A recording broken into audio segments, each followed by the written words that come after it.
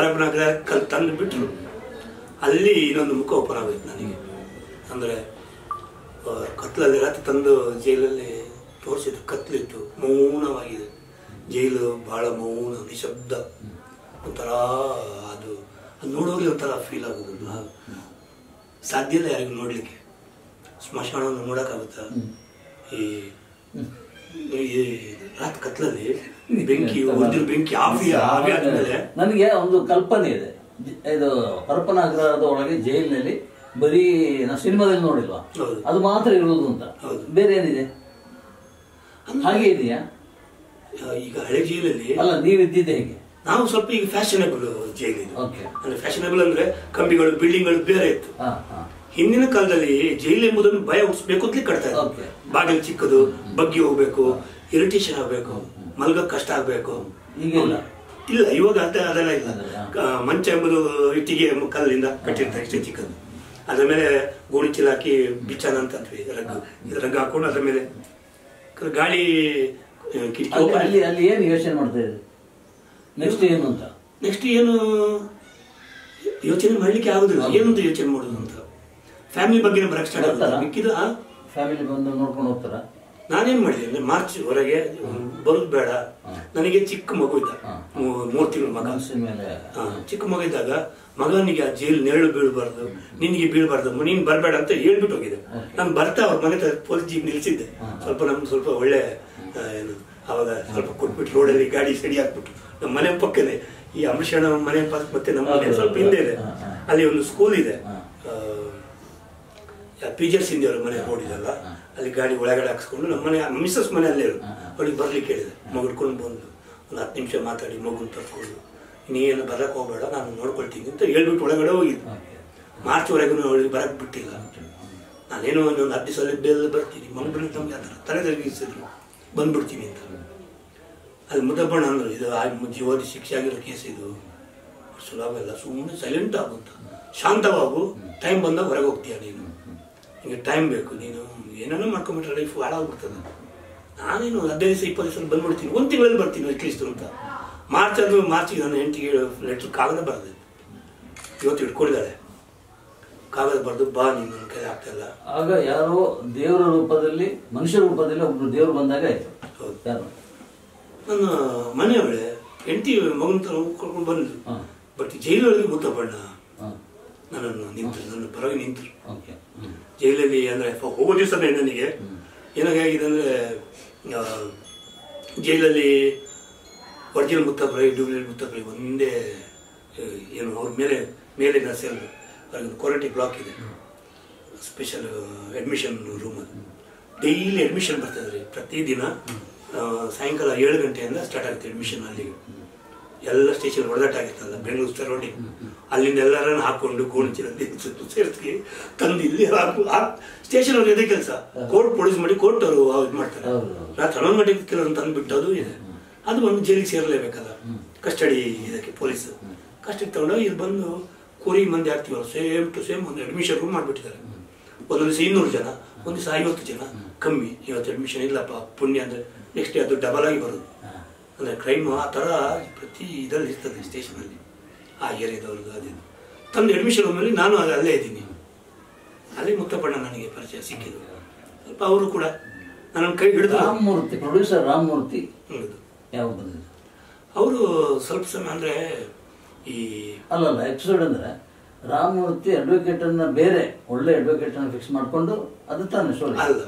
ರಾಮಮೂರ್ತಿ ಅವ್ರ ಕೇಸಿಗೆ ಅಡ್ವೊಕೇಟಿಗೆ ಇದಕ್ಕೆ ಬಂದಿಲ್ಲ, ಅಡ್ವೊಕೇಟ್ ಮುತ್ತಪ್ಪಣ್ಣ ಮಾಡಿದ್ದು. ಮುತ್ತಪ್ಪಣ್ಣನೇ ವಾದ ಮಾಡ್ಲಿಕ್ಕೆ ಒಳ್ಳೆ ಅಡ್ವೊಕೇಟ್ ಅನ್ನ ಸೆಲೆಕ್ಟ್ ಮಾಡಿ ಏನು ಆಲ್ರೆಡಿ ನನ್ನ ಫ್ಯಾಮಿಲಿ ಅವರು CH ಹನುಮಂತರಾಯಪ್ಪನ ಕೊಟ್ಟ, ಅವ್ರಿಗೆ ಕೊಟ್ಟು ಅಮೌಂಟ್ ಎಲ್ಲ ಕೊಟ್ಟು ಅವರು ಒಳ್ಳೆ ಲಾಯರ್. ಬಟ್ ಅವ್ರದ್ದು ಏನಂದ್ರೆ ಅವ್ರಿಗೂ ತುಂಬಾ ಕೇಸ್ಗಳು ಇರ್ತದೆ.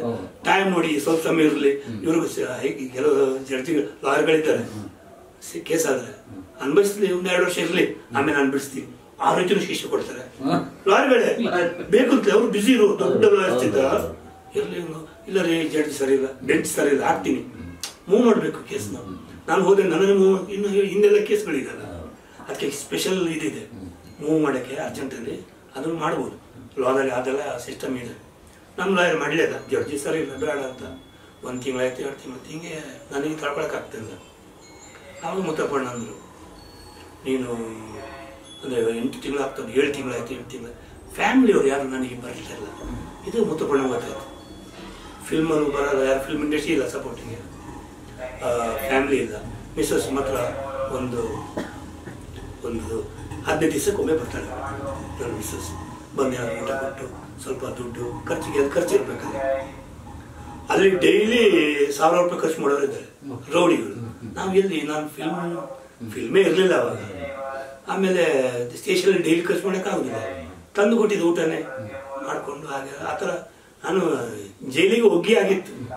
ಓಕೆ, ಜೈಲ್ ಏನು ಸ್ವೀಕರಿಸುವಂತ ಇದೇ ಲೈಫ್ ಅಂತ. ಹಾಂ, ಅಂದರೆ ಅದರ ಬಿಫೋರು ಮುತ್ತಪ್ಪಣ್ಣಕ್ಕೆ ನೋಡ್ತಾ ಇದ್ದೆ. ಬಟ್ ಡೈಲಿ ಅವ್ರಿಗೂ ಕೂಡ ಪೊಲೀಸರು ಅವರಿಗೆ ಮುತ್ತಪ್ಪಣ್ಣ ಇವರಿಗೆ ಸಪ್ರೇಟ್ ಆದ ಒಂದು ನೋಡ್ಕೋಬೇಕು ಅಂತ ಇತ್ತು ಸೆಂಟ್ರಲ್ಗೆ. ಅದು ಬೇರೆ ಕೆಲವು ರಾ ಎಲ್ಲ ಏನಿದೆ ಅವರನ್ನು ಸಪ್ರೇಟಾಗಿ ನೋಡ್ಕೊಂಡು, ಅವ್ರು ಜಾಸ್ತಿ ಯಾರ ಜೊತೆ ಫುಡ್ ತೊಗೊಳೋಂಗಿಲ್ಲ ಯಾರ್ದು. ಆಮೇಲೆ ಅವರು ನಮಗೆ ಫುಡ್ ಕಳಿಸ್ತಾರೆ, ಬಟ್ ಜಾಸ್ತಿ ಮಾಡೋದು ಪೊಲೀಸರು ಬಿಡ್ತಾರೆ. ಏನೋ ಕರೆದಾಗ ಮಾತ್ರ ನಾನು ಮಾಡಿಸೋದು. ಹಾಗೆ ಬಟ್ಟೆ ಹಾಕ್ಸ್ಬೇಕು ಅಂತ, ಬಿಳಿ ಬಟ್ಟೆ ಹಾಕ್ಬೇಕಲ್ಲ. ಬಿಳಿ ಬಟ್ಟೆ ಹಾಕಿದ ನಮ್ಮ ಜೀವನ ಅಲ್ಲಿಗೆ ಮುಗಿದೋಗ್ಬಿಡ್ತದೆ. ಅಲ್ಲಿ ಕೆಲವರು ಇದ್ರು, ಈಗ ಚಡ್ಡಿ ಹಾಕೊಂಡು ಟೋಪಿ ಹಾಕೊಂಡು ನಂಬರ್ ಹಾಕ್ತಾರೆ. ಆಮೇಲೆ ಫ್ರೆಶ್ ಇರ್ತದೆ ಆ ಡ್ರೆಸ್, ಒಳ್ಳೆ ಏನು ಐರನ್ನಲ್ಲಿ ಇದ್ದಾಗೆ. ಹೊಸ ಕೇಸದವ್ರಿಗೆ ಒಂದು 6 ತಿಂಗಳು ಬಟ್ಟೆ ಹಾಗೇ ಇರ್ತದೆ. ಅದು ಐರನ್ ಏನಿರಲಿಲ್ಲ, ಅಂದರೆ ಹೊಸ ಸ್ಟಿಚ್ ಆಗಿ ಬಂದಿರ್ತದಲ್ಲ, ಹೊಸ ಬಟ್ಟೆ ವೈಟ್ ಬಟ್ಟೆ ಬೀಳ್ತದೆ. ಅದೊಂಥರ ಏನಾರು ಹೆಚ್ಚಿಗೆ ಆಗ್ತದೆ. ಅವಾಗ ಮನುಷ್ಯ ಅದೊಂದು ಕಂಪ್ಲೀಟ್ ಏನಾರು ಆಗ್ತದೆ ಅವನಿಗೆ. ಉಸಿರು ಕಟ್ಟೋದು, ಬಿದ್ದೋಗ್ಬಿಡ್ತಾರೆ. ಮತ್ತೊಬ್ಬರು ಇವರು ಬಿಡಲಿಲ್ಲ. ಆಮೇಲೆ ಅವತ್ತು ರಾಮಮೂರ್ತಿಯವರು ಪ್ರೊಡ್ಯೂಸರ್, PN ಸತ್ಯ ಬಂದಿದ್ರು. ಅವ್ರಿಗೆ ಮೆಸೇಜ್ ಹೋಗಿತ್ತು. ಅವರಿಗೆ ಬೇರೆ ಕೆಲವರು ಈ ರೋಡಿಗಳಿಂದ ಜಾಮೀನು ಹೋದವರು ಹೇಳಿದ್ರು ಅವರಿಗೆ. ಅವರು ಬಂದಾಗ ಅವ್ರು ಏನು ಮಾಡಿದ್ರು, ಇವರು ಮೆಸೇಜ್ ಕೊಟ್ಟಿದ್ರು ಅವರಿಗೆ. ವೈಟ್ ಚೂಡಿದಾರ್ ಏನು ಕುರ್ತಾ ಬರ್ತಾರಲ್ಲ ಅದು ತಗೊಂಡು ಅಂತೇಳಿ. ನನಗೆ ಆಮೇಲೆ ಕುರ್ತಾ ಹಾಕ್ಲಿಕ್ಕೆ ಹೇಳಿದ್ರು. ನೀವು ಚಡ್ಡಿ ಇದರ ಬೇಡ, ಕುರ್ತಾ ಹಾಕಿ ಪರವಾಗಿಲ್ಲ, ಬಟ್ಟು ರೂಲ್ಸ್ ನಾವು ಮಾಡಲೇಬೇಕು. ನೀವು ಆರ್ಟಿಸ್ಟ್ ಇರಲಿ ಏನಿರಲಿ, ಒಂದು 15 ದಿವಸ 1 ತಿಂಗಳು ತಡೀತೀವಿ ಹೊಸ ಹುಡುಗ ಅಂತೇಳಿ. ಅದಾದಮೇಲೆ ಕೋರ್ಟಿಗೆ ಜಡ್ಜಿ ಬರ್ತಾ ಇರ್ತಾರೆ ನೋಡಲಿಕ್ಕೆ, ಹೇಗಿದೆ ಜಡ್ಜಿ ಊಟ ಏನಿದೆ ಚೆಕ್ ಮಾಡ್ತಾ ಇರ್ತಾರೆ. ಬಂದಾಗ ಆಮೇಲೆ ಇವ್ರು ಬರ್ತಾರೆ, ನಮಗೆ ಜೈಲರಿಂದ ಸೂಪರ್ಡೆಂಟ್ ಬರ್ತಾರೆ, ಇನ್ನೊಬ್ಬರು ಬರ್ತಾರೆ. ಅವರು ಯಾವ ಬರ್ತಾರೆ ಹೇಳಿ ಸಾಧ್ಯ ಇಲ್ಲ. ನೀನು ಶಿಕ್ಷೆ ಆಗಿರೋನು ಬೇರೆ ಡ್ರೆಸ್ ಅನ್ನೋದು ಹೋಗಿಲ್ಲ, ಬಿಳಿ ಬಟ್ಟೆ ಹಾಕ್ಲೇಬೇಕು. ನಾನು ಹಾಕೊಂಡೆ, ಆಗೋದಾಗಲಿ ಮುತ್ತಪ್ಪಣ್ಣ ಹೇಳಿದಾನ ಇರಲಿ ಪರವಾಗಿಲ್ಲ. 1-2 ಸರಿ ಅವರು ಟೆನ್ಷನ್ ಮಾಡ್ಕೊಂಡ್ರು. ಆಮೇಲೆ ಇರಲಿ ನಾನು ಹೇಗೂ ಆಗಿದೆಲ್ಲ ಇರಲಿ, ಏನಾದರೂ ಹೋದ್ರೆ ಸಾಕು ನಾನು ಅಂತ ಬಿತ್ತು ಬಟ್ಟೆ. ಬಟ್ ಬಿದ್ದಾಗಲೇ ಅದೊಂದು ಏನು ಈ KGF ಹಾಕೊಂಡಿದ್ದೆ ನಾನು. KGF ಫಿಲ್ಮಲ್ಲಿ ವೈಟ್ ಸೇಮ್ ಅದನ್ನು ಹಾಕೊಂಡೆ. ಸಮಾಧಾನದಿದ್ದೆ ನಾನು. ಅದನ್ನು KGF ಫಿಲ್ಮ್ ಶೂಟಿಂಗ್ ಹೇಳಿದೆ, ಈ ಬಟ್ಟೆ ನನಗೆ ಹಾಕೊಂಡಿದ್ದೆ ನಾನು. ಹೌದು, ಅಂದರೆ ಟೋಪಿ ಒಂದಿಲ್ಲ, KGF ಸಾಬರು ಟೋಪಿ ಒಂದಿಲ್ಲ, ಇದು ಹಾಕೊಂಡಾಗಿತ್ತು. ಬಟ್ ಅದೇ ಹಾಕೊಂಡೆ 1 by 1 ಏನಂದರೆ ಅಂಥ ಟೈಮಲ್ಲಿ ಪಾಪ ಯಾವ ರೌಡಿಗಳು ಕೂಡ ನನ್ನನ್ನು ತೊಂದರೆ ಕೊಟ್ಟಿಲ್ಲ. ಏನು ಫ್ಯಾಮಿಲಿ ಇದೆಯಲ್ಲ, ಫ್ಯಾಮಿಲಿಯಿಂದ ದುಃಖ ಸ್ಟಾರ್ಟ್ ಆಗುತ್ತೆ. ಫ್ಯಾಮಿಲಿಯವರು ಅಂದರೆ ಅದೇನು ಮಗು ಹುಟ್ಟಿದ ತಕ್ಷಣ ಅಪ್ಪ ನೋಡು ಮಗು ಹುಟ್ಟಿಲ್ಲ, ಅವ್ನು ಹುಟ್ಟಿದ ಟೈಮ್ ನೋಡ, ಮಗ ಅಪ್ಪ ಅಂದರೆ ಮಗ ಅಪ್ಪನ ಜೀವ ತೆಗೆದ್ಬಿಟ್ಟ. ಹುಟ್ಟಿದ ಗಳಿಗೆ ಅಪ್ಪ ಜೈಲಿಗೆ ಹೋದ. ನಾನು ಮಾಡಿರೋ ಅನಾಚಾರ ಹುಟ್ಟಿದ ಮಗು ಮೇಲೆ ಹಣೆ ಪಟ್ಟಿ ಕಟ್ಟಿಬಿಟ್ರು. ನನಗೆ ಅದು ಇನ್ನೂ ನೋವು ಸ್ಟಾರ್ಟ್ ಆಗೋಯ್ತು, ಯುದ್ಧಗಳು ಸ್ಟಾರ್ಟ್ ಆಗೋಯ್ತು. ನನ್ನ ಹೆಂಡತಿ ಮನೆಯಲ್ಲೂ ಕೂಡ ಅವ್ರ ತಂದೆ ನಶೆ ಹೇಳ್ಬಿಡ್ತಾರೆ, ಡೈವರ್ಸ್ ಮಾಡು ನೀನು, ಡೈವರ್ಸ್ ಮಾಡಿ ನಾವು ಎಲ್ಲೂ ಹೋಗುದು ಅಂತ. ಅವಳು ಕೆಲಸ ಸೇರ್ಕೊಂಡು ಇನ್ನು ಡೈವರ್ಸ್ ಮಾಡಿ, ಇನ್ನು ನೀವು ನನ್ನ ಮನೇಲಿ ಇರಬಾರ್ದು, ಉಡುಪಿ ಕಳಿಸು ಅಂದರೆ. ನಾನು ಅವಳನ್ನು ಲವ್ ಮಾಡಿ ಮದುವೆ ಆಗಿದ್ರಿ. ಉಡುಪಿಯಲ್ಲಿ ಕೂಡ ಕರೆಕ್ಟಾಗಿ ಅವರನ್ನು ರಿಸೀವ್ ಮಾಡಿಲ್ಲ. ನಾನು ಕುದಿಯಕ್ಕೆ ಸ್ಟಾರ್ಟ್ ಆಗೋದಾಗಿತ್ತು. ಏನಿದು ಇದು ಶಿಕ್ಷೆವೋ ಈ ಫ್ಯಾಮಿಲಿ ಒಳಗಡೆ ಎಲ್ಲರೂ ಒಗ್ಗಟ್ಟಾಗಿ ನನ್ನ ಹೆಂಡತಿ ಮಕ್ಕಳು ನೋಡ್ಕೊಂಡಿಲ್ಲ. ಮುತ್ತಪ್ಪಣ್ಣ ಹೆಂಗೆ ಗೊತ್ತಾಗೋಯ್ತದ ಪಾಪ. ಅದರಲ್ಲೆಲ್ಲ ಹೆಲ್ಪ್ ಮಾಡೋರೆ. ಇವತ್ತು ಅವ್ರು ಎಷ್ಟು ದೊಡ್ಡ ಕೆಲವರು ನನ್ನ ಜೀವನಕ್ಕೆ ಪಾಪ ಉಪೇಂದ್ರ ನನಗೆ ಮುತ್ತಪ್ರಾಯ ಕ್ಯಾರೆಕ್ಟರ್ ಕೊಟ್ಟು ನಿಜವಾದ ಮುತ್ತಪ್ರಾಯ ಸಿಕ್ಕಿ ನನಗೆ ಜೈಲಲ್ಲಿ ಒಂದು ಮುತ್ತಪ್ಪಣ್ಣ ಬಂದು ನನ್ನ ಕೈ ಹಿಡಿದ್ರು. ನಾನು ನನ್ನ ಫ್ಯಾಮಿಲಿಗೆಲ್ಲ ಇವತ್ತು ದೊಡ್ಡ ಮಗನಿಗೆ ಇವತ್ತು ನನ್ನ ಹೆಂಡತಿಗೆ ನಾವು ಇವನ್ ತಮ್ಮ ತಂದೆ ಸಂದ್ರು ಹೋಗ್ಲಿ ಮುತ್ತಪ್ಪಣ್ಣ ಕೈ ಹಿಡಿದ್ರಲ್ಲ ನಿನಗೆ ನೋಡೋಕೆ ದೊಡ್ಡ ನಾನು ಮಾಡಿದೆ ಅವ್ರ ಆ್ಯಕ್ಟಿಂಗ್. ಬಂದೆ ಹೊರಗೆ ಗೆದ್ದು ಬಂದೆ. ಬಟ್ ಕೆಲವು ಸ್ವಲ್ಪ ಟೈಮ್ ಅನುಭವಿಸಿದೆ.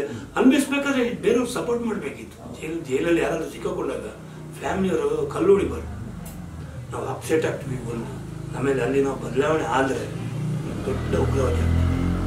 ಆಮೇಲೆ ನಾವು ಈ ಕೊಲೆ ಮಾಡೋ ಈ ಕೇಸ್ಗಳಲ್ಲೇ ಜಾಸ್ತಿ ಇರೋಕ್ಕೆ ಇಷ್ಟಪಡ್ತೀವಿ. ಏನಕ್ಕೆಂದ್ರೆ ಮಾನಸಿಕವಾಗಿ ನಮಗೆ ಹೇಗೋ ಆಗೋಯ್ತು, ಅಲ್ಲೇ ಹೋಗೋಣ. ಒಂದಾದ್ರೇನು, ಇನ್ನೊಂದು 2-3 ಆದ್ರೇನು, ಹೋಗುದು ಬರುದು ಇದೇ ಕೆಲಸ. ಅಲ್ಲಿರೋರಿಗೆಲ್ಲ ನಿಮ್ಗೆ ಹಾಗೆ ಆಗಿಲ್ಲ, ಹಾಗೆ ಆಗೋ ಸ್ಥಿತಿ ಇತ್ತು ಆಗಿಲ್ಲ. ಆಗಿಲ್ಲ, ಹಾಗಾಗಿ ನಾನು ಬಿಟ್ಟಿಲ್ಲ. ಸಿನಿಮಾ ಅದೇ ಆ ಟೈಮ್ ನೀವು ನನಗೆ ಬಂದು ಹೆಲ್ಪ್ ಮಾಡಿದ್ರಿ. ನೀವು ನನಗೆ ಯಾವುದು ಮೀಡಿಯಾದಲ್ಲಿ ಇಂಟರ್ವ್ಯೂ ಎಲ್ಲ ಮಾಡಿಸಿ ಪೇಪರೆಲ್ಲ ಬರೆದು ಇನ್ನು ಮುಂದೆ ಒಳ್ಳೆ ಆಕ್ಟರ್ ಆಗ್ತಾನೆ ನೀವು ಹಾಗೆ ಎಲ್ಲ ಬರೆದಿದ್ದಕ್ಕೆ ನೀವು ನಂಗೆ ಅದು ಇನ್ನೂ ನೆನಪು, ಮನಸ್ಸಲ್ಲಿ ಇನ್ನೂ ನೆನಪಿದೆ. ನಾನು ಅದು ಹೇಳಿಲ್ಲ, ಚಿತ್ರರಂಗದಲ್ಲಿ ನಾನು ಇದ್ದಾಗ ಹಿಂದೆನೂ ನನಗೆ ನೀವು ಸಪೋರ್ಟ್ ಮಾಡಿದವರು. ಆಮೇಲೆ ಬಂದಾಗ ಆ ಟೈಮಲ್ಲಿ ಬಂದು ಒಂದು ತಿಂಗಳು 1.5 ತಿಂಗಳಲ್ಲೇ ನೀವು ನನಗೆ ಟಿವಿ ಒಂದು ಮಾಧ್ಯಮದಲ್ಲಿ ಕೂಡ ನನಗೆ ಇಂಟರ್ವ್ಯೂ ಮಾಡಿಸಿ ನನ್ನ ಬಗ್ಗೆ ಒಳ್ಳೇದನ್ನು ಹೇಳಿದ್ರಿ ನೀವು ಪಬ್ಲಿಕಲ್ಲಿ. ಜನರಿಗೆ ಇಲ್ಲ ಇವನು ಒಳ್ಳೆ ಫ್ಯಾಮಿಲಿ ಅವರು ಉಡುಪಿಯಲ್ಲಿ, ಆ ಥರದ ಕೊಲೆ ಗಡುಕ ಅಲ್ಲ, ಬಟ್ ಆಗಿದೆ, ಏನೋ ಆಗಿದೆ ಅಂತ ಇವಾಗ ನಂಗೆ ಇನ್ನೂ ಅದು ನೆನಪು.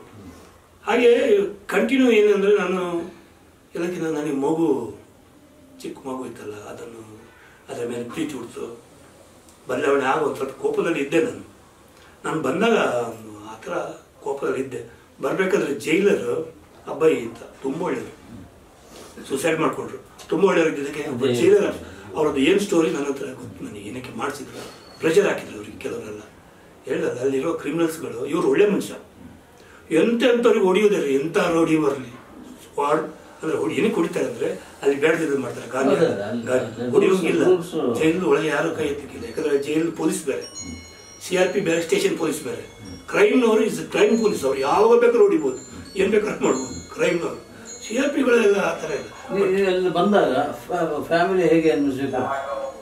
ವಾಪಸ್ ಬಂದಾಗ ಕುಟುಂಬ ಅಂದ್ರೆ ದೊಡ್ಡ ಕುಟುಂಬ. ಹೌದು, ಬಂದಾಗ ನಾವು ಸ್ವೀಕಾರ ಮಾಡಿದ್ದೆ.